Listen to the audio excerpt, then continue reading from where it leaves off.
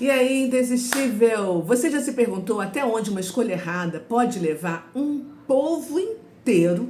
Hum? O que fazer quando a tentação e a cultura ao redor desafiam seus princípios? Hoje você vai descobrir como uma atitude radical de coragem mudou o destino de milhares de pessoas no capítulo 25 de Números. Fique comigo até o fim e prepare-se para uma lição impactante sobre fidelidade, zelo e restauração. Vamos assistir o vídeo todo? Então, antes eu vou pedir para você deixar o seu like. Para você, se não é ainda inscrito, se inscrever aqui no meu canal, apertar o sininho para acompanhar todos os vídeos e compartilhar com alguém que você ama. Eu te dou 7 segundos para você fazer isso agora. Vamos lá? Faça isso porque você vai estar levando a palavra de Deus para outros lugares. Isso é muito importante. Então, 3, 2, 1, vamos embora, começar. Números 25, a gente vai começar com essa Bíblia Sagrada aqui, Almeida, revisada. E diz o seguinte a palavra: Quando Israel estava em Sitim, o povo começou a prostituir-se com as filhas dos moabitas. Estas convidaram o povo aos sacrifícios oferecidos aos seus deuses. E o povo comeu carne dos sacrifícios e adorou os deuses dessas mulheres. Assim, quando Israel se juntou ao culto a Baal-Peor, a ira do Senhor se acendeu contra Israel.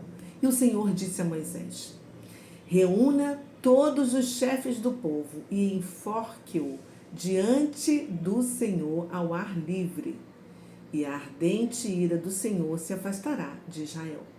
Então,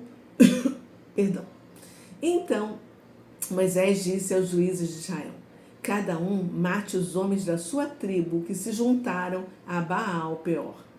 Naquele momento, eis que um homem dos filhos de Israel trouxe para a sua tenda uma mulher midianita, à vista de Moisés e de toda a congregação dos filhos de Israel, enquanto eles estavam chorando diante da tenda do encontro. Quando Finéias, que é filho de Eleazar, filho do sacerdote Arão, viu isso, levantou-se do meio da congregação e, pegando uma lança, seguiu o homem israelita até o interior da tenda, e com a lança atravessou os dois, tanto o homem israelita quanto a mulher midianita, pelo ventre. Então a praga cessou entre os filhos de Israel. Os que morreram da praga foram 24.000 pessoas. Finéias, filho de Eleazar, filho do sacerdote Arão, desviou a minha ira de sobre os filhos de Israel, pois estava animado com o meu zelo no meio deles, assim que no meu zelo não consumi os filhos de Israel.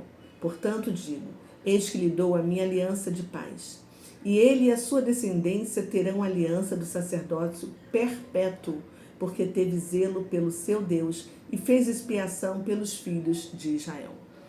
O nome do israelita que foi morto, isto é, que foi morto com a mulher midianita, era Zinri, filho de Salu, chefe da casa paterna dos simeonitas.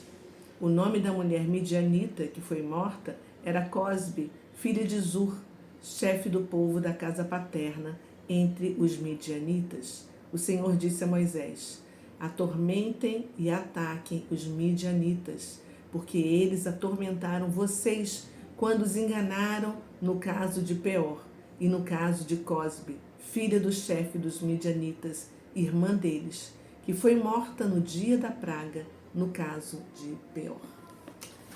Gente, isso é muito sério e eu quero assim que você preste muita atenção no que eu vou te falar agora, porque é muito importante.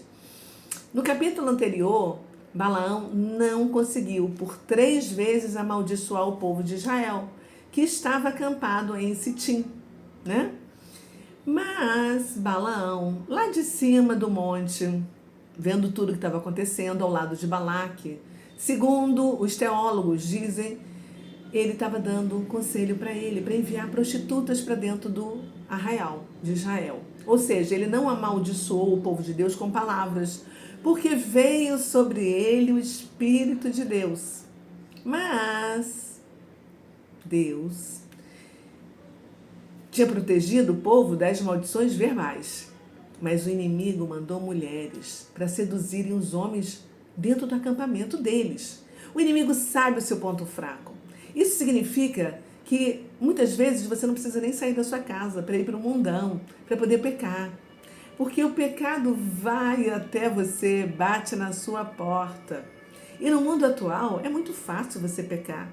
Através da internet, da TV, é só abrir o seu celular, das revistas que te estimulam a pecar.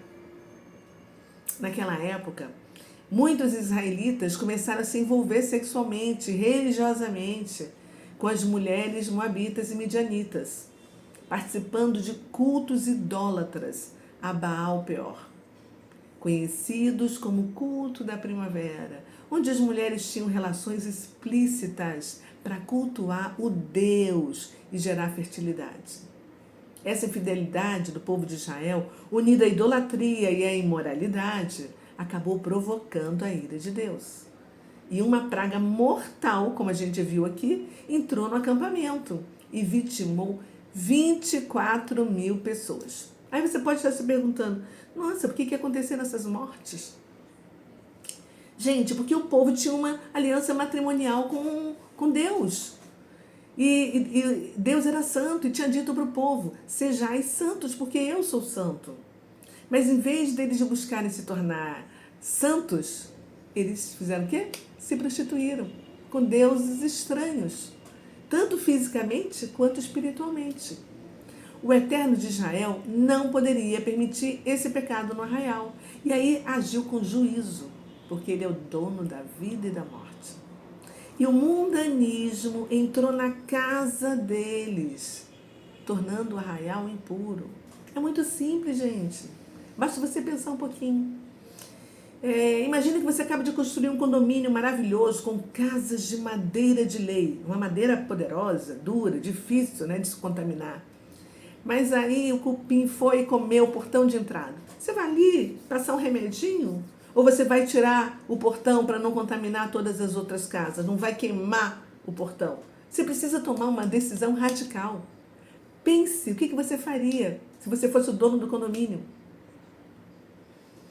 Só que nessa história, o ponto de virada aconteceu com Finéias, neto do sumo sacerdote Arão, que foi zeloso com a aliança com Deus e puniu de forma radical um israelita e uma mulher midianita, que foram flagrados praticando o pecado de idolatria. E pela atitude dele, a praga foi detida. E aí ele recebe de Deus uma promessa perpétua para a sua linhagem sacerdotal. E aí o capítulo termina com a instrução de Deus para Moisés atacar os midianitas, fonte da sedução e da corrupção de Israel, para acabar de vez da influência, e comprometer princípios espirituais. Então, o que a gente pode assim pensar e deduzir sobre este capítulo? O que Deus está querendo dizer para a gente? Que o comprometimento com valores espirituais deve ser mantido, mesmo diante de pressões e de todas as tentações. Que o zelo por Deus deve, assim, exigir atitudes radicais diante do pecado, zelando pela saúde coletiva de todo um povo.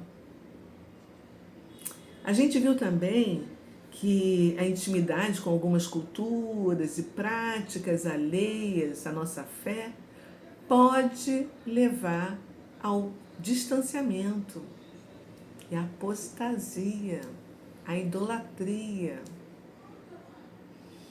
E mesmo em meio ao juízo, a gente viu também que Deus ofereceu restauração e trouxe de volta a sua aliança a quem é fiel a Ele.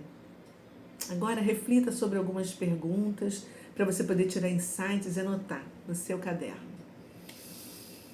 O que você pode aprender com o exemplo de Finéias sobre agir com coragem e zelo diante de um erro? Seja na sua vida, na vida da sua igreja, no seu meio social, no seu trabalho. Pensa nisso. Em que áreas da sua vida você é tentado a ceder a pressões externas e comprometer princípios espirituais? Pensa. Quem é que está tentando você? Como é que você pode cultivar fidelidade a Deus no meio desse mundão que a gente vive, cheio de influências contrárias à sua fé, com shows gratuitos na praia de Copacabana e por aí vai? Reflita. Agora chegou o momento da nossa oração. Vamos falar com Deus. Pai, como é bom ler a Tua palavra e receber discernimento do Senhor, meu Pai, para a gente poder ter assim um amplo entendimento. A gente já sabe que o pecado traz consequências severas, mas também a gente entendeu que há espaço para arrependimento e para restauração. Ai, Senhor, nós vimos que mulheres midianitas e moabitas foram usadas como instrumentos de sedução e de desvio do Teu povo, do povo de Israel. Mas a gente também viu a coragem do Teu servo Finéias, que enfrentou a queda daquele povo que vacilou entre o santo e o profano. Mas ele agiu, determinado a mudar o rumo daquela situação para reerguer Israel. Então, Pai, da mesma maneira que aconteceu lá, está acontecendo hoje, Pai. Dentro das nossas igrejas, Pai. Os fiéis não precisam mais sair para ir para balada, para ir para a festa do mundo, para ir para carnaval, porque os satanistas estão dentro das nossas igrejas. E eles começam envergonhando e derrubando as nossas lideranças com prostituição, com traição, envergonhando eles. Então, Pai, que a gente possa ser como Finéias, focados nos Teus princípios, ativos no momento de tomar uma decisão enérgica, Pai, para salvar vidas e transformar destinos e manter a aliança com o Senhor. Obrigada, Pai, por mais este exemplo que nós oramos em nome de Jesus. Amém e amém. Um beijo no seu coração. Espero que você já tenha deixado o seu like e já tenha compartilhado, mas se ainda não compartilhou, compartilhe agora com seu grupo do WhatsApp. Vamos levar a palavra do Senhor de Gênesis a Apocalipse todos os dias. Eu te espero amanhã. Tchau.